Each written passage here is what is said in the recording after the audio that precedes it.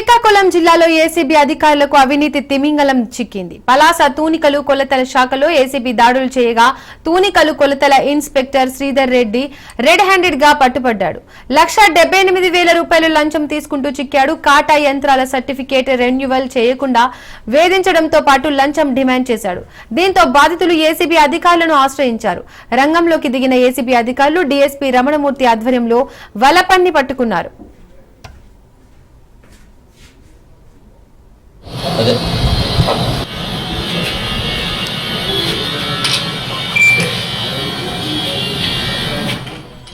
శ్రీకాకుళం జిల్లాలో ఏసీబీ అధికారులకు అవినీతి తిమింగలం చిక్కింది. పలాస తూనికలు కొలతల శాఖలో ఏసీబీ దాడులు చేయగా తూనికల కొలతల ఇన్స్పెక్టర్ శ్రీధర్ రెడ్ హ్యాండెడ్ గా పట్టుబడ్డాడు.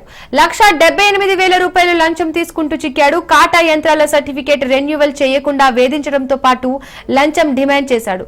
దీంతో బాధితులు ఏసీబీ అధికారులను ఆశ్రయించారు. రంగంలోకి దిగిన ఏసీబీ అధికారులు డీఎస్పీ రమణమూర్తి ఆధ్వర్యంలో వలపన్ని పట్టుకున్నారు.